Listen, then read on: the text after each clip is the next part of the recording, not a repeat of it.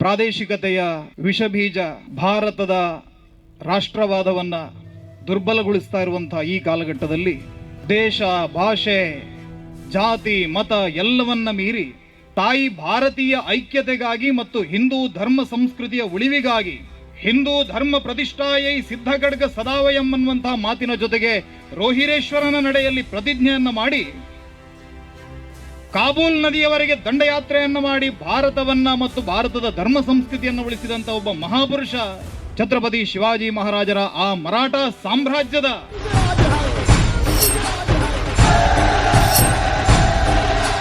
ಸಾವಿರದ 665 ಆಸುಪಾಸಿನಲ್ಲಿ ಇದೇ ನಮ್ಮ ಕರಾವಳಿಯ ಇಡೀ ಭೂಭಾಗ ಕೆಳದಿ ರಾಜವಂಶದ ಕೈಯಲ್ಲಿದ್ದಂತಹ ಸಂದರ್ಭ. ಸೋಮಶೇಖರ ನಾಯಕನ ಆಳ್ವಿಕೆ ನಡೀತಾ ಇದೆ. ಆದರೆ ಕರಾವಳಿಯ ಇಡೀ ಪ್ರದೇಶಗಳು ಪೋರ್ಚುಗೀಸರ ಕೈಯಲ್ಲಿ ಸಿಕ್ಕಿ ನಲುಗ್ತಾ ಇದೆ. ನಮ್ಮದೇ ಆದಂತಹ ಸಮುದ್ರಕ್ಕೆ ಇಳಿಯಬೇಕು ಅಂತಾದರೆ ಪೋರ್ಚುಗೀಸರಿಗೆ ಕರ್ತಾಸ್ ಅನ್ನುವಂತಹ ತೆರಿಗೆಯನ್ನು ಪಾವತಿ ಮಾಡಬೇಕು. ನಮ್ಮ ಯಾವುದೇ ವಸ್ತುಗಳನ್ನು ನಾವು ಬೆಳೆದರೂ ಕೂಡ ಅದನ್ನು ವಿದೇಶಿಯರ ಜೊತೆ ವ್ಯವಹಾರ ಮಾಡುವಾಗಿಲ್ಲ, ಪೋರ್ಚುಗೀಸರ ಜೊತೆಗೆ ವ್ಯವಹಾರ ಮಾಡಬೇಕು ಅನ್ನುವಂಥ ಕಟ್ಟಳೆ. ತಪ್ಪಿದರೆ ಊರಿಗೆ ಊರನ್ನೇ ಸುಟ್ಟು ಹಾಕುವಂತಹ ಪೋರ್ಚುಗೀಸರ ದಾಷ್ಟ್ಯ, ಆ ದಬ್ಬಾಳಿಗೆ ದಮನದ ವಿರುದ್ಧ ಧ್ವನಿ ಎತ್ತುವಂತ ಸಾಮರ್ಥ್ಯವನ್ನು ಉಳ್ಳಾಲದ ರಾಣಿ ಅಬ್ಬಕ್ಕ ವ್ಯಕ್ತಪಡಿಸ್ತಾಳೆ. ಅನೇಕ ಈ ಭಾಗದ ಚೆನ್ನಭೈರಾದೇವಿ ಅನೇಕ ರಾಣಿಯರು ವ್ಯಕ್ತಪಡಿಸಿದ್ರು. ಆದರೆ 1665ರಲ್ಲಿ ಸೋಮಶೇಖರ ನಾಯಕನಿಗೆ ಬಸರೂರಿನ ಬಂದರನ್ನ ಪೋರ್ಚುಗೀಸರಿಂದ ಮುಕ್ತ ಮಾಡಿಕೊಡುವುದಕ್ಕೆ ಯಾರೂ ಇಲ್ಲದಂತಹ ಸಂದರ್ಭದಲ್ಲಿ ಆ ಸೋಮಶೇಖರ ನಾಯಕ ಪತ್ರ ಬರೆದಿದ್ದು ಯಾರಿಗೆ ಅಂತ ಕೇಳಿದ್ರೆ ಛತ್ರಪತಿ ಶಿವಾಜಿ ಮಹಾರಾಜರಿಗೆ. 84 ಹಡಗುಗಳ ಮೂಲಕ ಸಿಂಧುದುರ್ಗದಿಂದ ಹೊರಟು ಬರ್ತಾರೆ. ಗೋಕರ್ಣದಲ್ಲಿ ಶಿವರಾತ್ರಿಯನ್ನ ಆಚರಣೆ ಮಾಡೋದಕ್ಕೆ ಹೋಗ್ತಾ ಇದ್ದೀನಿ ಅಂತ ಹೇಳ್ತಾರೆ. ವೆಂಗುರ್ಲಾದಲ್ಲಿ ಡಚ್ಚರ ಕಣ್ಣು ತಪ್ಪಿಸಿದ್ರು. ಈ ಭಾಗದಲ್ಲಿ ಗೋವಾದಲ್ಲಿ ಪೋರ್ಚುಗೀಸರ ಕಣ್ಣು ತಪ್ಪಿಸಿಕೊಂಡು ನೇರವಾಗಿ ಬರ್ತಾರೆ ಬಸರೂರಿಗೆ. ಬೆಳಗ್ಗೆ ಫೆಬ್ರವರಿ 13ನೇ ತಾರೀಕು 1665 ಬೆಳಗ್ಗೆ 4 ಗಂಟೆ ಆಸುಪಾಸಿಗೆ ಬಸರೂರಿನ ಕಡಲಿನ ನಡುವೆ ಆ ಹಿಂದವಿ ಸ್ವರಾಜ್ಯದ ಕೀರ್ತಿ ಪತಾಕೆಗಳ ಹಾರಾಟ ಪೋರ್ಚುಗೀಸರಿಗೆ ದಿಗಿಲು ಬಡಿದು ಹೋದ್ರು. ಇದೇನಾಗ್ತಾ ಇದೆ ನೋಡ್ತಾ ಇದ್ದ ಹಾಗೆ 4 ಮೂಲೆಯಿಂದ ದಾಳಿ ಪ್ರಹಾರಗಳಾಯಿತು. ಛತ್ರಪತಿ ಶಿವಾಜಿ ಮಹಾರಾಜರು ಕೇವಲ 4-5 ಗಂಟೆಯ ಅವಧಿಯಲ್ಲಿ ಇಡೀ ಆ ಪೋರ್ಚುಗೀಸರ ಕೈಯಲ್ಲಿದ್ದಂತ ಆ ಬಸರೂರಿನ ಬಂದರನ್ನು ಮುಕ್ತಗೊಳಿಸಿ ಸೋಮಶೇಖರ ನಾಯಕನಿಗೆ ಒಪ್ಪಿಸ್ತಾರೆ. ಈ ರೀತಿಯಾಗಿ ಕರಾವಳಿಯ ಒಂದು ಬಂದರನ್ನು ಮುಕ್ತಗೊಳಿಸುವುದಕ್ಕಾಗಿ ಛತ್ರಪತಿ ಶಿವಾಜಿ ಮಹಾರಾಜರು ನಮ್ಮ ಬಸರೂರಿಗೆ ಬರ್ತಾರೆ. ಗೋವಾಕ್ಕೆ ವಾಪಸ್ ಹೋಗುವಂತ ಸಂದರ್ಭದಲ್ಲಿ ಬಾರ್ದೇಶಿ ಮತ್ತು ತ್ರಿಚೋಲಿ 2 ಊರುಗಳಿಗೆ ಹೋಗಿ ಕೇಳ್ತಾರೆ, ಇಲ್ಲಿಯ ವಾತಾವರಣ ಹೇಗಿದೆ, ಪರಿಸ್ಥಿತಿ ಹೇಗಿದೆ ಅಂತ ಕೇಳಿದಾಗ ತಾಯಂದ್ರು ಕಣ್ಣೀರು ಹಾಕೊಂಡು ಹೇಳ್ತಾರೆ, ನಮ್ಮ ಮಕ್ಕಳನ್ನು ನಮ್ಮ ಕಣ್ಣು ಮುಂದೆ ಸುಡ್ತಾ ಇದ್ದಾರೆ. ಮತಾಂತರ ಆಗದೇ ಇದ್ರೆ ಗೋವಾ ಇನ್ಕ್ವಿಸಿಷನ್, ನೀವು ಇವತ್ತು ಕೂಡ ಅದನ್ನು ತೆಗೆದು ನೋಡಿದ್ರೆ ನಿಮ್ಗೆ ನಿಮ್ಮ ಕರುಳು ಕಿತ್ತು ಹೋಗುತ್ತೆ. ಆ ರೀತಿಯ ಕ್ರೌರ್ಯ, ತಾಯಂದಿರ ಮುಂದೆ ಮಕ್ಕಳನ್ನ ಬೆಂಕಿಗೆ ಹಾಕಿ ಸುಡುವಂತ ಕ್ರೌರ್ಯವನ್ನ ಆ ಕಾಲದಲ್ಲಿ ಪೋರ್ಚುಗೀಸರು ಮಾಡ್ತಾ ಇದ್ರು. ಬಲಾತ್ಕಾರದ ಮತಾಂತರ. ಇವತ್ತಿಗೂ ಯಾರೋ ಒಬ್ಬ ಸತ್ತವನ ಅರ್ಧ ಹೆಣವನ್ನು ಇಟ್ಕೊಂಡಿದ್ದಾರೆ. ಸೈಂಟ್ ಝೇವಿಯರ್ ಇರಬೇಕು. ಆತನ ನೇತೃತ್ವದಲ್ಲಿ ಗೋವಾದಲ್ಲಿ ನಡೆದಂತ ಮತಾಂತರಕ್ಕೆ ಕೊನೆ ಮೊದಲಿಲ್ಲ. ಆ ಸಂದರ್ಭದಲ್ಲಿ ಗೋವಾದಲ್ಲಿ ಮತಾಂತರದಲ್ಲಿ ತೊಡಗಿದ್ದಂತ 5 ಜನ ಪ್ರಮುಖ ಧರ್ಮಗುರುಗಳನ್ನ ಅರೆಸ್ಟ್ ಮಾಡಿಸಿ ಮಹಾರಾಜರು ಹೇಳ್ತಾರೆ, ಬಹಿರಂಗವಾಗಿ 5 ಜನರ ಶಿರಚ್ಛೇದನವನ್ನು ಮಾಡಬೇಕು ಅಂತ ಹೇಳ್ತಾರೆ. ಇನ್ನು ಮುಂದೆ ಯಾರಾದರೂ ಒಬ್ಬ ಹಿಂದುವಿನ ಮತಾಂತರಕ್ಕೆ ಕೈ ಹಾಕಿದ್ರೆ ಇದೇ ಶಿಕ್ಷೆ ಪೋರ್ಚುಗೀಸರಿಗೆ ಕಾದಿದೆ ಅಂತ ಹೇಳ್ತಾರೆ. ಗೋವಾದಲ್ಲಿ ಬಲಾತ್ಕಾರದ ಮತಾಂತರಕ್ಕೆ ತಿಲಾಂಜಲಿ ಹಾಡಿದವರು ಛತ್ರಪತಿ ಶಿವಾಜಿ ಮಹಾರಾಜರು. ಸಪ್ತಕೋಟೀಶ್ವರ ದೇವಸ್ಥಾನದ ಲಿಂಗವನ್ನು ಕಿತ್ತು ಸಾರ್ವಜನಿಕರು ಹೋಗುವಂತ ಬಾವಿಯ ಮೆಟ್ಟಿಲಿಗೆ ಅಳವಡಿಸ್ತಾರೆ. ದಿನನಿತ್ಯ ನೀರು ಬೇಕು ಅಂತಾದ್ರೆ ಆ ಮೆಟ್ಟಿಲಿನಲ್ಲಿರುವಂತಹ ಶಿವಲಿಂಗದ ತಲೆಗೆ ಕಾಲಿಟ್ಕೊಂಡು ಹೋಗಬೇಕು ನೀವು ಅಂತ ಹೇಳಿ ಕಟ್ಟಳೆಯನ್ನು ಮಾಡ್ತಾರೆ.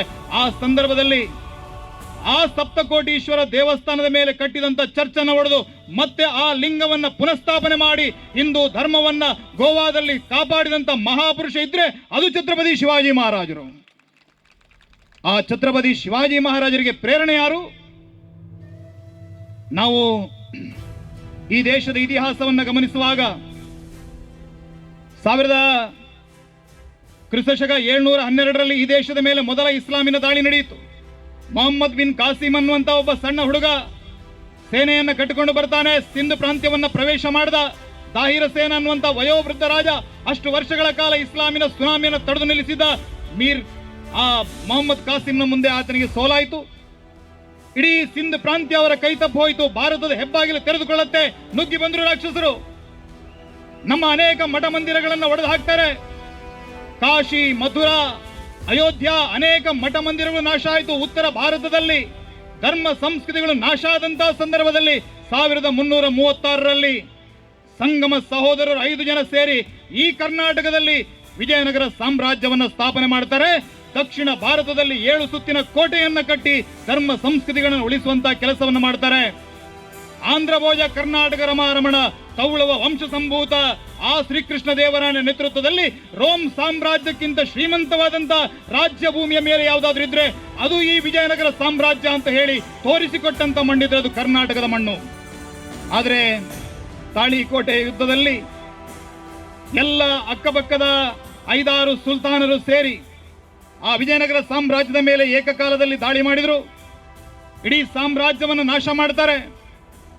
4 ತಿಂಗಳ ಕಾಲ ನಿರಂತರ ನರಹತ್ಯೆ, ಲೂಟಿ, ದೇವಸ್ಥಾನಗಳ ಧ್ವಂಸ, ಹಂಪೆ ಹಳೆಬೀಡುಗಳಲ್ಲಿ ಅಡಿಗಡಿಗೆ ಹರಡಿರುವ ಕಲ್ಲಿನ ಕದೆಗೂ ಹೊಸ ಬಾನುಲಿಯನಿತ್ತು.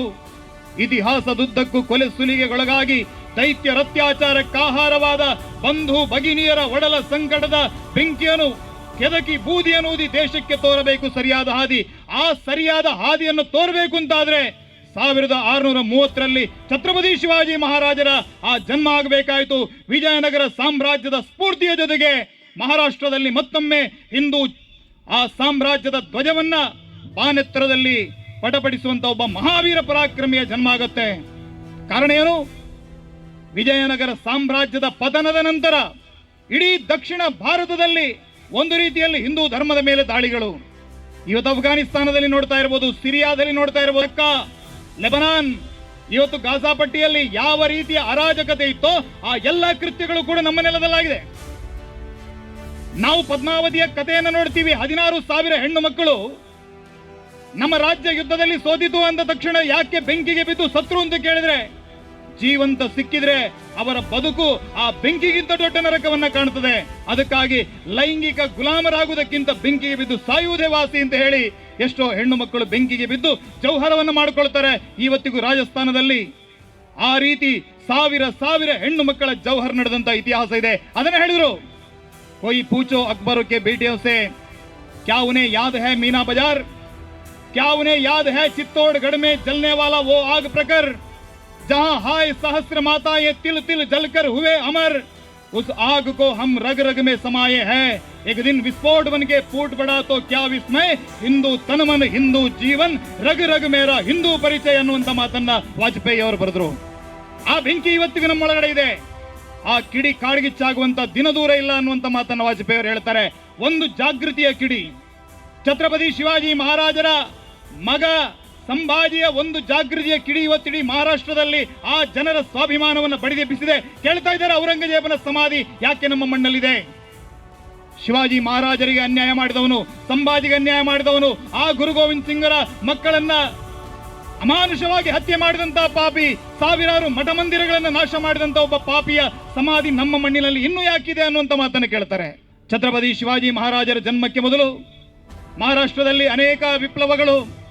ನಾವು ಯಾವುದನ್ನು ಇವತ್ತು ಪಂಡರಾಪುರ ಅಂತ ಹೇಳ್ತೀವಿ, ಪಂಡರಾಪುರದ ದೇವಸ್ಥಾನವನ್ನು ಧ್ವಂಸ ಮಾಡಿದ್ರು. ಆ ಮೂರ್ತಿಯನ್ನ ಬೇರೆ ಕಡೆಗೆ ತೆಗೆದುಕೊಂಡು ಹೋಗಿ ಅದಕ್ಕೆ ಪೂಜೆ ಮಾಡುವಂತಹ ಸ್ಥಿತಿ ನಿರ್ಮಾಣ ಆಗಿತ್ತು. ತುಳಿಯ ಭವಾನಿಯ ಮಂದಿರವನ್ನು ನಾಶ ಮಾಡಿದ್ರು. ಕೊಲ್ಲಾಪುರದ ಮಹಾಲಕ್ಷ್ಮಿ ದೇವಸ್ಥಾನವನ್ನು ನಾಶ ಮಾಡಿದ್ದಾರೆ. ಎಲ್ಲ ಧರ್ಮ ಸಂಸ್ಕೃತಿಗಳು ನಾಶ ಆದಂತಹ ಕಾಲದಲ್ಲಿ ಆ ಮಹಾರಾಷ್ಟ್ರದ ಮಣ್ಣಿನಲ್ಲಿ ಕೊಂಕಣ ಸೀಮೆಯ ಸಹ್ಯಾದ್ರಿಯ ಮಕ್ಕಳು ದೇವರಲ್ಲಿ ಮೊರೆ ಇಡ್ತಾರೆ, ಹೇ ತಾಯಿ ಜಗಜ್ಜನನಿ, ದುಷ್ಟರ ಸಂಹಾರಕ್ಕಾಗಿ ಕಾಲ ಕಾಲದಲ್ಲಿ ಮಹಾವೀರ ಪುರುಷರನ್ನ ಕರುಣಿಸಿದಂತವಳು ನೀನು ಬಂಜೆ ಅಲ್ಲ, ನಿನ್ನ ಗರ್ಭದಲ್ಲಿ ಎಂತೆಂಥ ವೀರರು ಮಹಾಪುರುಷರು ಕಾಲ ಕಾಲಕ್ಕೆ ಹುಟ್ಟಿದ್ದಾರೆ. ಆ ಕಾಲ ಕಾಲಕ್ಕೆ ತಕ್ಕ ಹಾಗೆ ಆ ವೀರರ ರೂಪದಲ್ಲಿ ಶಕ್ತಿಯ ಸ್ವರೂಪವಾಗಿ ಅವತಾರ ತಳೆದವಳು ನೀನು. ಮಾತರ್ಮೆ ಮಧುಕೈಡಭೋಗ್ರಮೈಷ ಪ್ರಾಣಾಪಹಾರೋದ್ಯಮೆ ಹೇಲ ನಿರ್ಜಿತ ಧೂಮ್ರಲೋಚನವದೆ ಹೇ ಚಂಡಮುಂಡಾರ್ದಿನಿ. ಇವತ್ತು ನಮ್ಮ ಕಷ್ಟವನ್ನ ಬಗೆಹರಿಸುವುದಕ್ಕಾಗಿ, ಈ ತಾಯಂದ್ರ ದುಃಖವನ್ನು ದೂರ ಮಾಡುವುದಕ್ಕಾಗಿ, ನಮ್ಮ ಮಠ ಮಂದಿರಗಳ ರಕ್ಷಣೆಗಾಗಿ, ನಮ್ಮ ಧರ್ಮ ಸಂಸ್ಕೃತಿ ರಕ್ಷಣೆಗಾಗಿ ಒಬ್ಬ ಮಹಾಪುರುಷನನ್ನು ನಮಗೆ ಕರುಣಿಸುವಂತ ಸಾವಿರ ಕೊರಳಲ್ಲಿ ಆ ತಾಯಿಯನ್ನ ಪ್ರಾರ್ಥನೆ ಮಾಡಿದಾಗ ಅದಕ್ಕೆ ಪ್ರತಿಫಲವಾಗಿ ದೊರೆತಂತ ಒಬ್ಬ ಮಹಾರಾಜ ಛತ್ರಪತಿ ಶಿವಾಜಿ ಮಹಾರಾಜರು. ಸಹ್ಯಾದ್ರಿಯಲ್ಲಿ ಶಿವನೇರಿಯ ಕೋಟೆಯಲ್ಲಿ ತಾಯಿ ಜೀಜಾಮಾಯಿಯ ಗರ್ಭದಲ್ಲಿ ಛತ್ರಪತಿ ಶಿವಾಜಿ ಮಹಾರಾಜರ ಜನ್ಮ ಆಯಿತು. 10-12 ವರ್ಷದ ಮಕ್ಕಳನ್ನು ಕಟ್ಟಿಕೊಂಡು ರೋಹಿರೇಶ್ವರನ ಸನ್ನಿಧಾನದಲ್ಲಿ ಪ್ರತಿಜ್ಞೆಯನ್ನು ಸ್ವೀಕಾರ ಮಾಡ್ತಾರೆ. ಹೇಳ್ತಾರೆ, ಹಿಂದೂ ಧರ್ಮ ಪ್ರತಿಷ್ಠಾಯೇ ಸಿದ್ಧ ಖಡ್ಗ ಸದಾಭಯಂ. ಹಿಂದೂ ಧರ್ಮದ ರಕ್ಷಣೆಗಾಗಿ ನನ್ನ ಕತ್ತಿ ಯಾವತ್ತಿಗೂ ಸಿದ್ಧವಾಗಿದೆ ಅಂತ ಹೇಳ್ತಾರೆ. ಎಂಥ ಮಹಾಪುರುಷರು ಛತ್ರಪತಿ ಶಿವಾಜಿ ಮಹಾರಾಜರು. ನಾವೆಲ್ಲ ದಹಿ ಅಂಡಿಯನ್ನು ಒಡೆಯುವಂತಹ ಸಂದರ್ಭದಲ್ಲಿ ನೋಡ್ತೀವಿ, ಪಿರಮಿಡ್ ಅನ್ನು ರಚನೆ ಮಾಡ್ತಾರೆ. ಯಾರೋ ತುದಿಯಲ್ಲಿ ಹೋಗಿ ಮಡಕೆಯನ್ನು ಹೊಡೆದವನು ಮಾತ್ರ ನಮ್ಗೆ ಕಾಣ್ತಾನೆ. ಆದ್ರೆ ಕೆಳಗಡೆ ಆತ ಆ ಯಶಸ್ಸಿನ ಶಿಖರವನ್ನು ಚುಂಬಿಸಬೇಕು ಅಂತಾದ್ರೆ ಕೆಳಗಡೆ ಅವನಿಗೆ ಆಧಾರವಾಗಿ ನಿಂತವರನ್ನು ನಾವು ಮರೆತು ಬಿಡ್ತೀವಿ. ಈ ಛತ್ರಪತಿ ಶಿವಾಜಿ ಮಹಾರಾಜರು 32 ಮಣಬಾರದ ಸಿಂಹಾಸನದಲ್ಲಿ ಕುಳಿತು ಇಡೀ ಒಂದು ಸಮಾಜಕ್ಕೆ ಮಾದರಿಯಾಗುವ ರೀತಿಯಲ್ಲಿ ಗಣಪತಿ, ಜನಪತಿ, ದಳಪತಿ, ಅಶ್ವಪತಿ, ಸುವರ್ಣ ರತ್ನ ಶ್ರೀಪತಿ, ನ್ಯಾಯಾಲಂಕಾರ ಮಂಡಿತ, ಅಷ್ಟ ಪ್ರಧಾನ ವೇಷಿತ, ಕ್ಷತ್ರಿಯ ಕುಲಾವತಂಸ, ಸಿಂಹಾಸನಾಧೀಶ್ವರ, ನ್ಯಾಯ ನೀತಿ ದುರಂಧರ ಅಂತ ಹೇಳಿಕೊಂಡು ಛತ್ರಪತಿ ಶಿವಾಜಿ ಮಹಾರಾಜರ ಅವತ್ತು ಪಟ್ಟಾಭಿಷಿಕ್ತರಾಗಬೇಕು ಅಂತಾದ್ರೆ ಅದಕ್ಕೆ ಕಾರಣ ಅನೇಕ ಜನ ಮಾವಳಿ ಪೋರರು. ಇವತ್ತು ಯಾವುದೋ ಒಂದು ತ್ಯಾಗ, ಬಲಿದಾನ, ಒಂದು ಸಣ್ಣ ಕೆಲಸ, ಒಂದು ಕಾರ್ಯಾಚರಣೆಗೆ ಹೋಗಿ ಅಂತ ಕೇಳಿದಾಗ ನಮ್ಮಲ್ಲಿ ಅನೇಕ ಜನ ಕೇಳ್ತಾರೆ, ಎಲ್ಲಂಜಿ ರಜೆ ಉಂಟು, ಎಲ್ಲಂಜಿ ಐತರ ಪೋಯ ಅಂತ ಕೇಳ್ತಾರೆ. ಅಂದ್ರೆ ನಾವು ರಜೆ ನೋಡಿಕೊಂಡು ಹೋರಾಟ ಮಾಡುವಂತ ಸ್ಥಿತಿಯಲ್ಲಿ ಇವತ್ತಿದ್ದೇವೆ. ಆದ್ರೆ ಛತ್ರಪತಿ ಶಿವಾಜಿ ಮಹಾರಾಜರ ಜೊತೆಗಿದ್ದಂತ ವ್ಯಕ್ತಿಗಳು ಹೇಗಿದ್ರು? ಛತ್ರಪತಿ ಶಿವಾಜಿ ಮಹಾರಾಜರು ಪನ್ಹಾಳಗಡದ ಪಾವನಕಿಂಡಿಯಲ್ಲಿ ಆ ಯುದ್ಧ ನಡೆಯುವುದಕ್ಕಿಂತ ಮೊದಲು ಮಳೆಗಾಲದ ದಿನ, ಆ ಸಂದರ್ಭದಲ್ಲಿ ಮಹಾರಾಜರು ಕೋಟೆಯ ಒಳಗಡೆ ಇದ್ದಾರೆ. 600 ಜನ ಸೈನಿಕರು ಮಾತ್ರ ಮಹಾರಾಜರ ಜೊತೆಗಿದ್ರು. ಹೊರಗಡೆ ಸಿದ್ದಿ ಜೌಹರನ ನೇತೃತ್ವದಲ್ಲಿ ಬಿಜಾಪುರದ 5-6 ಸಾವಿರದ ಸೇನೆ ಬಂದು ಇಡೀ ಕೋಟೆಯನ್ನು ಆಕ್ರಮಿಸಿಕೊಂಡು ಕೂತಿದೆ. ಒಂದು ತುತ್ತು ಅನ್ನ ಒಳಗೋಗೋದಕ್ಕೆ ಬಿಡೋದಿಲ್ಲ, ಒಂದು ಹನಿ ನೀರು ಒಳಗೋಗೋದಕ್ಕೆ ಬಿಡೋದಿಲ್ಲ. ಇಡೀ ಕೋಟೆಗೆ ಮುತ್ತಿಗೆಯನ್ನು ಹಾಕಿ ಕೂತಿದ್ದಾರೆ. 5-6 ತಿಂಗಳ ಕಾಲ ಮುತ್ತಿಗೆ. ಮಳೆಗಾಲ ಬೇರೆ, ಆಹಾರ ಪದಾರ್ಥಗಳು ಖಾಲಿ ಆಗ್ತಾ ಇವೆ. ಮಹಾರಾಜರು ಹೇಳ್ತಾರೆ, ಇಲ್ಲಿಂದ ನಾವು ಹೊರಬೀಳದೆ ನಮಗೆ ಜೀವಂತವಾಗಿ ಬದುಕುಳಿಯೋದಕ್ಕೆ ಬೇರೆ ಮಾರ್ಗಗಳಿಲ್ಲ. ಆದ್ರೆ ಹೊರಗೆ ಬೀಳೋದು ಹೇಗೆ? ಛತ್ರಪತಿ ಶಿವಾಜಿ ಮಹಾರಾಜರ ಜೊತೆಗಿದ್ದಂತ ಒಬ್ಬ ಕ್ಷೌರಿಕ ಯುವಕ ಬಂದು ಹೇಳ್ತಾನೆ, ಮಹಾರಾಜರೇ, ನಾನು ನೋಡೋದಕ್ಕೆ ನಿಮ್ ತರ ಕಾಣ್ತೀನಿ, ಒಂದು ಕೆಲಸ ಮಾಡೋಣ. ನನ್ನ ಹೆಸರು ಶಿವಾಕಾಶಿದ, ಆದ್ರೆ ನಾನು ಇವತ್ತು ಶಿವಾಜಿಯಾಗಿ ನಿಮ್ಮ ರಾಜಮುದ್ರೆಯನ್ನು ಧರಿಸಿಕೊಂಡು, ನಿಮ್ಮ ಆಭೂಷಣಗಳನ್ನು ಧರಿಸಿಕೊಂಡು, ನಿಮ್ಮ ಪಲ್ಲಕ್ಕಿಯಲ್ಲಿ ಕುಳಿತು ನಾನು ಹೊರಡ್ತೀನಿ. ಆ ಸಂದರ್ಭದಲ್ಲಿ ನನ್ನನ್ನು ಅವರು ಬಂಧಿಸ್ತಾರೆ ಶಿವಾಜಿ ಅಂತ ಹೇಳಿ, ಆ ಸಮಯವನ್ನು ಉಪಯೋಗ ಮಾಡಿಕೊಂಡು ನೀವು ಇಲ್ಲಿಂದ ಹೊರಗೆ ಬೀಳಬೇಕು ಅಂತ ಹೇಳಿ ಆ ಯುವಕ ಸ್ವತಃ ತಾನು ಬಲಿದಾನ ಆಗೋದಕ್ಕೆ ಮುಂದೆ ಹೋಗ್ತಾನೆ. ಶಿವಾಜಿ ಮಹಾರಾಜರ ಆಭೂಷಣಗಳು, ಜಿರೆ ಟೋಪ್, ಆ ಒಂದು ಕವಳೆ ಸರಗಳು, ಚಂದ್ರ ತಿಲಕ, ಕೈಯಲ್ಲಿ ರಾಜಮುದ್ರೆ ಎಲ್ಲವನ್ನ ಧರಿಸಿಕೊಂಡು ಮಹಾರಾಜರ ಪಲ್ಲಕ್ಕಿಯಲ್ಲಿ ಕುಳಿತು ತನ್ನ ಮೇನೆಯಲ್ಲಿ ಆ ಶಿವಾಕಾಶದ ಮುಂದಕ್ಕೆ ಹೋಗಬೇಕಿದ್ರೆ ಮುಸಲ್ಮಾನರು ಹಿಡ್ಕೊಂಡು ಬಿಟ್ರು. ಹೇಳಿದ್ರು, ಛತ್ರಪತಿ ಶಿವಾಜಿ ಸಿಗ್ಬಿಟ್ರು ನಮ್ಗೆ ಅಂತ ಹೇಳಿ. ಆ ಸಂದರ್ಭದಲ್ಲಿ ಇಡೀ ಮುಸಲ್ಮಾನರ ಆ ಒಂದು ಬಿಜಾಪುರದ ಸೈನಿಕ ವಲಯದಲ್ಲಿ ಸಂಭ್ರಮಾಚರಣೆ ನಡೆಯಿತು. ಶಿವಾಜಿ ಮಹಾರಾಜರು ಸಿಕ್ಕಿಬಿಟ್ರು ಅಂತ ಹೇಳಿ ಕರ್ಕೊಂಡೋದ್ರು ಶಿಬಿರಕ್ಕೆ. ಈ ಕೋಟೆಯ ಮೇಲಿದ್ದಂತ ಮುತ್ತಿಗೆ ಸಡಿಲ ಆದ ತಕ್ಷಣ ಛತ್ರಪತಿ ಶಿವಾಜಿ ಮಹಾರಾಜರು 600 ಜನ ತನ್ನ ಸೈನಿಕರ ಜೊತೆಗೆ ಹಿಂಬಾಗಿಲಿನ ಮೂಲಕ ಆ ಘನಘೋರವಾದಂತಹ ಪನ್ನಹಾಳಗಡದ ಕಾಡಿನ ಮೂಲಕ ಹೊರಗಡೆ ಪರಾರಿ ಆಗ್ತಾರೆ. ಹೇಳ್ತಾರೆ, ಕಾಲಿಗೆ ಚಪ್ಪಲಿ ಇಲ್ಲ, ಕುದುರೆಯನ್ನು ಹತ್ತುವಾಗಿಲ್ಲ, ಬೆಳಕನ್ನ ಉರಿಸುವಾಗಿಲ್ಲ, ಶತ್ರುಗಳಿಗೆ ತಿಳಿದು ಹೋಗುತ್ತೆ. ಆ ರೀತಿಯಾಗಿ ಆ ಕಾಡಿನಲ್ಲಿ ಹೋಗ್ತಾ ಇರಬೇಕಿದ್ರೆ ಶಿವಾಜಿ ಮಹಾರಾಜರ ಜೊತೆಗಿದ್ದಂತ ಬಾಜಿಪ್ರಭು ದೇಶಪಾಂಡೆ ಅನ್ನುವಂತ ಸೇನಾಧಿಪತಿ ಹೇಳ್ತಾರೆ, ಮಹಾರಾಜರೇ, ನಾವು ಈ ರೀತಿ ಹೋದ್ರೆ ಇನ್ನೊಂದು 2-3 ಗಂಟೆಯಲ್ಲಿ ತಿಳಿದು ಹೋಗುತ್ತೆ ಅವನು ನಿಜವಾದ ಶಿವಾಜಿ ಅಲ್ಲ ಅಂತ. ಆ ಸಂದರ್ಭದಲ್ಲಿ ಅವರು ನಮ್ಮನ್ನು ಬೆನ್ನು ಬೀಳುತ್ತಾರೆ. ನಾವು 600 ಜನ ಮತ್ತು ನೀವು ಕೂಡ, ನಾವೆಲ್ಲರೂ ಕೂಡ ಸಾಯುವುದು ಶತಸಿದ್ಧ. ಒಂದು ಕೆಲಸ ಮಾಡೋಣ, ನೀವು 300 ಜನರನ್ನ ಕರೆದುಕೊಂಡು ಇಲ್ಲಿಂದ ಹೊರಗಡೆ ಹೋಗಿ ವಿಶಾಲಗಡದ ಕೋಟೆಯನ್ನು ತಲುಪಿ. ಕೋಟೆಯನ್ನು ತಲುಪಿದ ತಕ್ಷಣ 3 ಬಾರಿ ತೋಪಿನ ಶಬ್ದವನ್ನು ಮಾಡಿ, ಆ ತೋಪಿನ ಶಬ್ದ ಆಗುವವರೆಗೆ ಈ ದಾರಿಯಲ್ಲಿ ಒಬ್ಬನೇ ಒಬ್ಬ ಮುಸಲ್ಮಾನ, ಒಬ್ಬನೇ ಒಬ್ಬ ಬಿಜಾಪುರದ ಸೈನಿಕನನ್ನ ಮುಂದಕ್ಕೆ ಹೋಗೋದಕ್ಕೆ ನಾವು ಬಿಡೋದಿಲ್ಲ, ನಾವು ಅವ್ರನ್ನ ತಡೆದು ನಿಲ್ಲಿಸ್ತೀವಿ ಅನ್ನುವಂತ ಮಾತನ್ನ ಬಾಜಿಪ್ರಭು ದೇಶಪಾಂಡೆ ಹೇಳ್ತಾರೆ. ಕೇವಲ 300 ಜನ 6,000 ಬಿಜಾಪುರದ ಸೇನೆಯನ್ನ ತಡೆದು ನಿಲ್ಲಿಸುವುದಕ್ಕಾಗಿ ಆ ಗೋಡ್ಕಿಂಡ್ ಅನ್ನುವಂತ ಒಂದು ಇಕ್ಕಟ್ಟಾದ ಪ್ರದೇಶದಲ್ಲಿ ನಿಂತು ಬಿಡ್ತಾರೆ. ಗೆರೆಯನ್ನು ಎಳೆದ ಬಾಜಿಪ್ರಭು ದೇಶಪಾಂಡೆ ಹೇಳ್ತಾನೆ, ಈ ಗೆರೆಯನ್ನು ದಾಟಿ ಒಬ್ಬನೇ ಒಬ್ಬ ಬಿಜಾಪುರದ ಸೈನಿಕ ಮಹಾರಾಜರ ದಾರಿಗೆ ಬರಬಾರದು. ಆ ರೀತಿಯಾಗಿ ನಾವು ವ್ಯೂಹವನ್ನು ರಚನೆ ಮಾಡೋಣ ಅಂತ ಹೇಳಿದ 10 ಜನರ 3 ತಂಡಗಳನ್ನ ಮಾಡಿ ವ್ಯೂಹವನ್ನು ರಚನೆ ಮಾಡ್ತಾರೆ. ಆ ಕಡೆಯಿಂದ ಮೇಲ್ಗಡೆಯಿಂದ ಪಂಜಿನ ಮಶಾಲುಗಳು ಕಾಣಿಸ್ತಾ ಇವೆ. ಬೆಳಗ್ಗೆ 4-5 ಗಂಟೆಯ ಸಮಯ. ಮೇಲ್ಗಡೆಯಿಂದ ಬಿಜಾಪುರದ ಸೈನಿಕರು ಇಳಿದು ಬರ್ತಾ ಇದ್ದಾರೆ. 300 ಜನ ತಡೆದು ನಿಲ್ಲಿಸಿದ್ರು. ಹೇಳ್ತಾನೆ, ವಿಶಾಲಗಡದ ತೋಪಿನ 3 ತೋಪಿನ ಶಬ್ದ ಬರುವವರೆಗೆ ಒಬ್ಬರಿಗೂ ಸಾಯುವಂತ ಅನುಮತಿ ಇಲ್ಲ, ಒಬ್ಬರು ಸಾಯಿಕೂಡುದು, ಹೋರಾಟವನ್ನು ಮಾಡಬೇಕು ಅನ್ನುವಂತ ಮಾತನ್ನು ಹೇಳ್ತಾರೆ. ಆಲೆ ಆಲೆ ಗನೀಮ ಕಿಂಡಿತ್ ಚೌತಾಳುಣಿ ಆಲೆ, ಜಾಲೆ ಜಾಲೆ ಸರ್ಜ ಮರಾಠೆ ಸಳಸಾವು ನಿಭಾಲೆ, ಧೀನ ಧೀನರಣ ಶಬ್ದಾವರೆ ಹರ್ ಹರ್ ಮಹಾದೇವ ಬಿಡಲ ಸಲಾಗಾಲು ಸ್ವಾತಂತ್ರ್ಯ ಸಂಗರಿ ರಿಪುವರಿ ಸಾಲ ತೋಪೆ ಆದಿ ನಮರೆ ಬಾಜಿ ಸಾಂಗ ಮೃತ್ಯುಲ ತೋಪುಗಳಿಂದ ತಲವಾರುಗಳಿಂದ ಈ ಬಾಜಿ ಪ್ರಭು ಸಾಯುವವನಲ್ಲ. ಎರಡೂ ಕೈಗಳಲ್ಲಿ ಖಡ್ಗವನ್ನು ಧಾರಣೆ ಮಾಡಿ ಆ ಶತ್ರುಗಳ ಮಧ್ಯದಲ್ಲಿ ಹೋರಾಟವನ್ನು ಮಾಡ್ತಾನೆ. ಎಂತ ಅದ್ಭುತವಾದಂತಹ ಹೋರಾಟ! ಬೆಳಿಗ್ಗೆ 6 ಗಂಟೆಗೆ ಆರಂಭವಾದಂತಹ ಹೋರಾಟ 10-12 ಗಂಟೆಗಳ ಕಾಲ ನಡೆಯಿತು. ಎದುರಿರುವಂತಹ ಶತ್ರುಗಳಿಗೆ ಊಟ ಮಾಡೋದಕ್ಕೆ, ನೀರು ಕುಡಿಯೋದಕ್ಕೆ ಅವಕಾಶ ಇದೆ. ಈ 300 ಜನರಿಗೆ ಯಾವುದೂ ಇಲ್ಲ. ನಿರಂತರವಾದಂತಹ ಹೋರಾಟ. ಆ ಹೊತ್ತಿನಲ್ಲಿ ಸಿದ್ದಿ ಜೌಹರ ಬಂದು ಹೇಳ್ತಾನೆ, ನಾವು ಪುರುಷರಾಗಿ ಹುಟ್ಟಿದಕ್ಕೆ ನಮಗೆ ನಾಚಿಕೆ ಆಗಬೇಕು. 300 ಜನ ನಮ್ಮ 6,000 ಸೇನೆಯನ್ನ ಇಷ್ಟು ಗಂಟೆಯಿಂದ ತಡೆದು ನಿಲ್ಲಿಸಿದ್ದಾರೆ. ಏನ್ ಮಾಡ್ತಾ ಇದ್ರಿ? ಮಧ್ಯದಲ್ಲಿ ಕಾಣ್ತಾ ಇದ್ದಾನಲ್ಲ, ಆ ಬ್ರಹ್ಮಶಿಕೆಯನ್ನ ಕಟ್ಕೊಂಡು ಕಾಣ್ತಾ ಇದ್ದಾನಲ್ಲ ಬಾಜಿ ಪ್ರಭು ದೇಶಪಾಂಡೆ, ಹೊಡಿರಿ ಗುಂಡು ಅವನ ಎದೆಗೆ ಅಂತ ಹೇಳಿದ್ರು. ಮೇಲ್ಗಡೆಯಿಂದ ತೋಪಿನ ಆ ಕೋವಿಯಿಂದ ಆತನ ಮೇಲೆ ಗುಂಡನ್ನು ಹೊಡೆಯುವಂತ ಕೆಲಸ ಆಯಿತು. ಕೆಳಗಡೆ ಬಿದ್ದರೂ ಕೂಡ ಅವನು ಹೇಳ್ತಾ ಇದ್ದಾನೆ, ಹರ್ ಹರ್ ಮಹಾದೇವ್ ಹೇಳ್ತಾನೆ. ಯಾರಿಗೂ ಕೂಡ ಸಾಯುವಂತ ಅವಕಾಶ ಇಲ್ಲ. ಮಹಾರಾಜರು ಇನ್ನೂ ಕೂಡ ವಿಶಾಲಗಢದ ಕೋಟೆಯನ್ನು ಮುಟ್ಟಿರುವಂತ ಬಗ್ಗೆ ನಮಗೆ ಖಾತ್ರಿ ಆಗಲಿಲ್ಲ. ಯಾರು ಕೂಡ ಯುದ್ಧವನ್ನು ನಿಲ್ಲಿಸಬೇಡಿ, ನೀವು ಮುನ್ನುಗ್ಗಿ ಅನ್ನುವಂತ ಮಾತನ್ನು ಹೇಳಿದ. ಕೊನೆಗೂ ಛತ್ರಪತಿ ಶಿವಾಜಿ ಮಹಾರಾಜರು ವಿಶಾಲಗಢದ ಕೋಟೆಯನ್ನ ಕೈವಶ ಮಾಡಿಕೊಂಡು ಮೇಲಕ್ಕೆ ಹತ್ತುತ್ತಾರೆ. ಅಲ್ಲಿಂದ 3 ತೋಪುಗಳ ಸದ್ದು ಕೇಳಿದ ನಂತರ ಬಾಜಿ ಪ್ರಭು ದೇಶಪಾಂಡೆ ಪಾವನಕಿಂಡಿಯಲ್ಲಿ ಕಣ್ಣು ಮುಚ್ಚಿದಾನೆ. ಹೇಳ್ತಾರೆ, ಇವತ್ತಿಗೂ ಪಾವನಕಿಂಡಿಯಲ್ಲಿ ನೀರು ಹಾಕಿದ್ರೆ ಬಾಜಿ ಪ್ರಭು ದೇಶಪಾಂಡೆಯ ರಕ್ತ ಹರಿಯುತ್ತೆ. ಅಲ್ಲಿ ಒಂದೊಂದು ಕಲ್ಲಿಗೂ ಕಿವಿಯನ್ನು ಕೊಟ್ರೆ ಹರ್ ಹರ್ ಮಹಾದೇವ್ ಅನ್ನುವಂತ ರಣಘೋಷಗಳು ಮೊಳಗ್ತವೆ. ಅಲ್ಲಿಯ ಮಣ್ಣಿನಲ್ಲಿ ಬಾಜಿ ಪ್ರಭು ದೇಶಪಾಂಡೆಯ ಆ ಬಲಿದಾನದ ಸೌಗಂಧ ಇದೆ ಅನ್ನುವಂತ ಮಾತನ್ನು ಹೇಳ್ತಾರೆ. ನಮಗೆ ತೀರ್ಥಕ್ಷೇತ್ರ ಯಾವುದು ಅಂತ ಕೇಳಿದ್ರೆ, ಈ ಹಿಂದುತ್ವಕ್ಕಾಗಿ, ಈ ಧರ್ಮ ಸಂಸ್ಕೃತಿಗಾಗಿ ಬಲಿದಾನ ಮಾಡಿದಂತ ಬಾಜಿ ಪ್ರಭು ದೇಶಪಾಂಡೆಯ ಆ ಪಾವನಕಿಂಡಿ ನಮಗೆ ನಿಜವಾದಂತಹ ತೀರ್ಥಕ್ಷೇತ್ರ. ಹೀಗಾಗಿ ಈ ರೀತಿಯ ಅನೇಕ ಜನರನ್ನ ಛತ್ರಪತಿ ಶಿವಾಜಿ ಮಹಾರಾಜರು ತನ್ನ ಗರಡಿಯಲ್ಲಿ ಪಳಗಿಸ್ತಾರೆ. ಎಂತೆಂತ ಮಹಾಪುರುಷರು!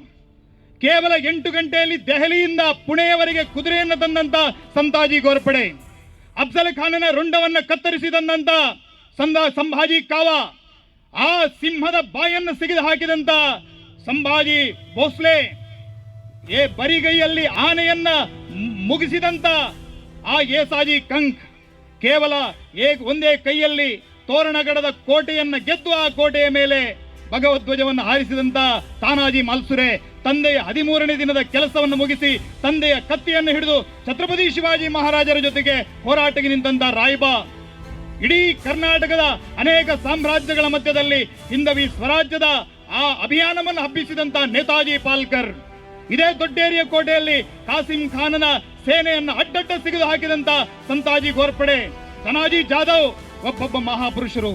ಅವರೆಲ್ಲರ ನೇತೃತ್ವದಲ್ಲಿ ಛತ್ರಪತಿ ಶಿವಾಜಿ ಮಹಾರಾಜರು ಕಟ್ಟಿದಂತ ರಾಜ್ಯ ಯಾವುದು? ಅದು ಹಿಂದವಿ ಸ್ವರಾಜ್ಯ. ಔರಂಗಜೇಬನಿಗೆ ಯಾರು ಕೇಳಿದ್ರಂತೆ, ಇಡೀ ಭಾರತದಲ್ಲಿ ಸಾವಿರಾರು ರಾಜರು ನಿನ್ನ ವಿರುದ್ಧ ದಂಗೆ ಎದ್ದಿದ್ದಾರೆ, ಸಾವಿರಾರು ರಾಜರು ದಂಗೆ ಎದ್ದಿದ್ದಾರೆ, ಆದರೆ ಯಾರ ಬಗ್ಗೆಯೂ ನಿನಗೆ ಚಿಂತೆ ಇಲ್ಲ, ಕೇವಲ ಶಿವಾಜಿಯ ಬಗ್ಗೆ ಯಾಕೆ ಇಷ್ಟು ಚಿಂತೆ ಅಂತ ಕೇಳಿದಾಗ ಔರಂಗಜೇಬ್ ಉತ್ತರವನ್ನು ಕೊಡ್ತಾನೆ. ಹೇಳ್ತಾನೆ, ನಾಳೆ ನಿಜಾಂ ಶಾಹಿ ಏನಾದರೂ ಸತ್ತು ಹೋದ್ರೆ ಅವನ ನಿಜಾಂ ಸಲ್ತನತ್ ಸತ್ತು ಹೋಗುತ್ತೆ. ನಾಳೆ ಯಾರೋ ಒಬ್ಬ ರಜಪೂತ್ರ, ಯಾರೋ ಒಬ್ಬ ರಾಜ ಸತ್ತು ಹೋದ್ರೆ ಇಡೀ ಅವನ ರಾಜ್ಯವೇ ಕಳಚಿ ಹೋಗುತ್ತೆ. ಆದ್ರೆ ಶಿವಾಜಿಯ ರಾಜ್ಯ ಇದೆಯಲ್ಲ, ಅದು ರಾಜ್ಯ ಅಲ್ಲ, ಅದಕ್ಕೆ ಅವನು ಸ್ವರಾಜ್ಯ ಅನ್ನುವಂತ ಹೆಸರನ್ನು ಕೊಟ್ಟಿದ್ದಾನೆ. ಆ ಮಹಾರಾಷ್ಟ್ರದ ಒಂದು ಮಗುವನ್ನ ನಿಲ್ಲಿಸಿ ಕೇಳಿದ್ರು ಕೂಡ ಈ ರಾಜ್ಯ ಯಾರು ಅಂತ ಕೇಳಿದ್ರೆ ಅದು ನನ್ನ ರಾಜ್ಯ ಅಂತ ಹೇಳುತ್ತೆ. ತನ್ನ ನಾಡಿಗಾಗಿ, ತನ್ನ ಧರ್ಮಕ್ಕಾಗಿ ಬಲಿದಾನವನ್ನ ಮಾಡುವಂತ ಆ ಕ್ಷಾತ್ರತ್ವವನ್ನ ಪ್ರತಿಯೊಂದು ಮಗುವಿನ ಮನಸ್ಸಿನಲ್ಲಿ ಛತ್ರಪತಿ ಶಿವಾಜಿ ಹುಟ್ಟಿಸಿದ್ದಾನೆ.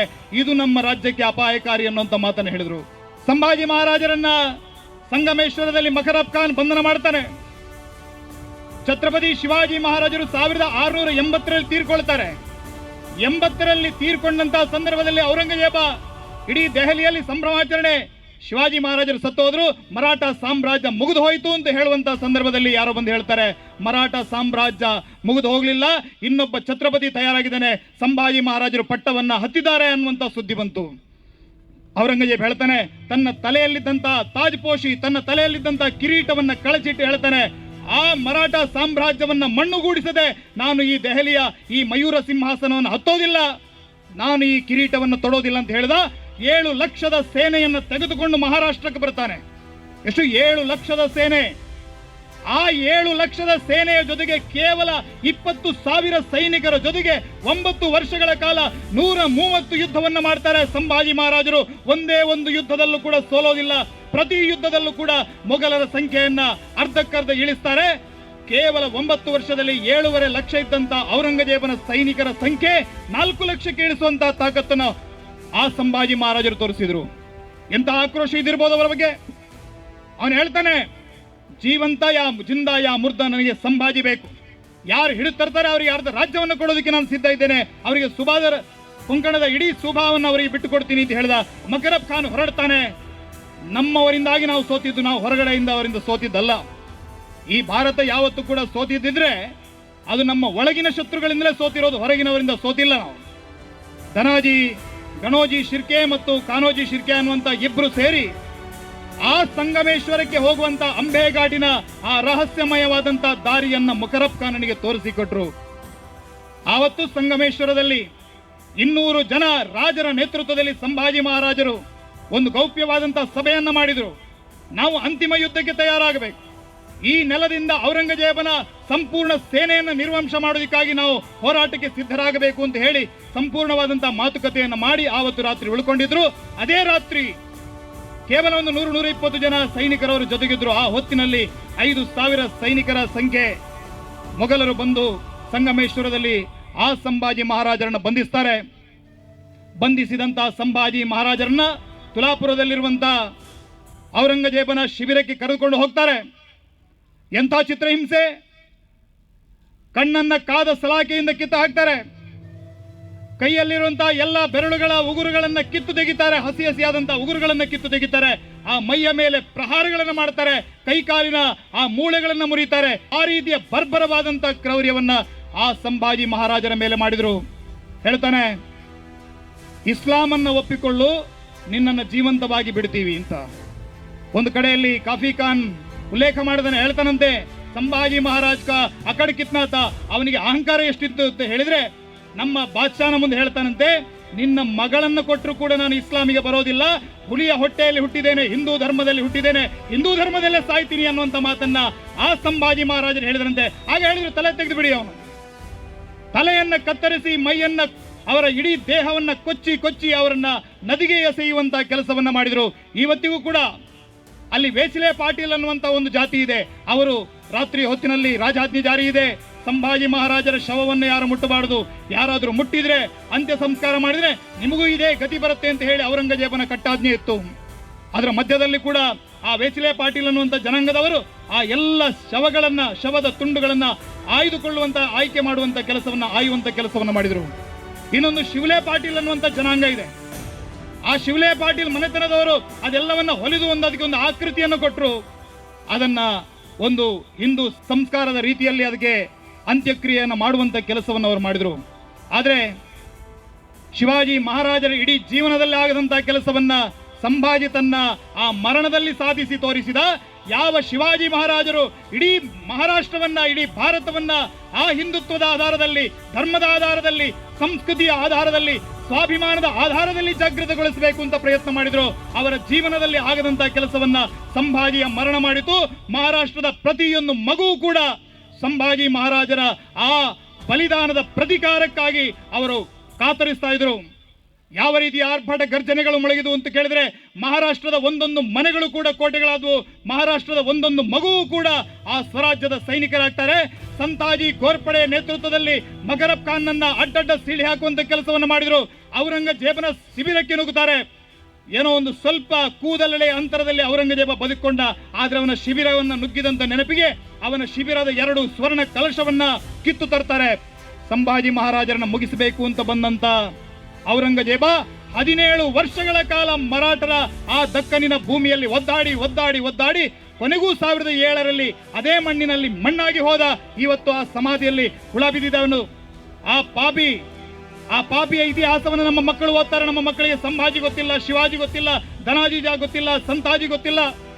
ನಮ್ಮ ಮಕ್ಕಳ ಇತಿಹಾಸದಲ್ಲಿ ಮರೆಯಾಗಿರುವಂತಹ ಈ ಎಲ್ಲ ಮಹಾಪುರುಷರ ನಾವಾಗಿ ಉಳಿದಿದ್ರೆ ಅದಕ್ಕೆ ಯಾರೆಲ್ಲ ಕಾರಣರೋ ಆ ರೀತಿಯ ಮಹಾತ್ಮರ ಇತಿಹಾಸವನ್ನು ತಿಳಿಸುವಂತಹ ಕೆಲಸವು ಈ ರೀತಿಯ ವೇದಿಕೆಗಳ ಮೂಲಕ ಆಗಬೇಕು ಅನ್ನುವಂತ ಮಾತನ್ನು ಹೇಳ್ತಾ, ಸವಿದು ಮೆದ್ದರೋ ಯಾರು ಪೂರ್ವದಿ ಹುಲಿಯ ಹಾಲಿನ ಮೇವನು, ಸವರಿ ಆನೆಯ ಸೊಂಡಿಲಿನ ಕೊಂಬನಾರ್ಬೋರ್ಗರೆದರು, ಅವರು ಸೋಲ್ಸಾವರಿಯರು, ಅವರು ಕಡುಗಲಿಗರಿಯರು, ಅವರೇ ಈ ಮಣ್ಣಿನ ಹಿರಿಯರು ಅನ್ನುವಂತ ಮಾತನ್ನು ಹೇಳ್ತಾ, ಎಲ್ಲೆಲ್ಲಿ ಸಾಧ್ಯವಿದೆ ಅಲ್ಲೆಲ್ಲಿ ಈ ನಾಟಕವನ್ನ ಪ್ರದರ್ಶನ ಮಾಡಿ ರಾಷ್ಟ್ರೀಯತೆಯನ್ನು ಉಳಿಸುವಂತ, ರಾಷ್ಟ್ರೀಯತೆಯನ್ನು ಬೆಳೆಸುವಂತಹ ಕೆಲಸವನ್ನು ನಾವೆಲ್ಲ ಮಾಡೋಣ ಅಂತ ಹೇಳ್ತಾ ನನ್ನ ಮಾತನ್ನು ಮುಗಿಸ್ತಾ ಇದ್ದೇನೆ. ಬೋಲೋ ಭಾರತ್ ಮಾತಾ ಕಿ, ಬೋಲೋ ಭಾರತ್ ಮಾತಾ ಕಿ, ಛತ್ರಪತಿ ಶಿವಾಜಿ ಮಹಾರಾಜ್ ಕಿ, ಛತ್ರಪತಿ ಶಿವಾಜಿ ಮಹಾರಾಜ್ ಕಿ, ಛತ್ರಪತಿ ಸಂಭಾಜಿ ಮಹಾರಾಜ್ ಕಿ, ಛತ್ರಪತಿ ಧರ್ಮವೀರ ಸಂಭಾಜಿ ಮಹಾರಾಜ್ ಕಿ. ಬೋಲೋ ನಮಃ ಪಾರ್ವತಿ ಪತಯೇ ಹರ ಹರ.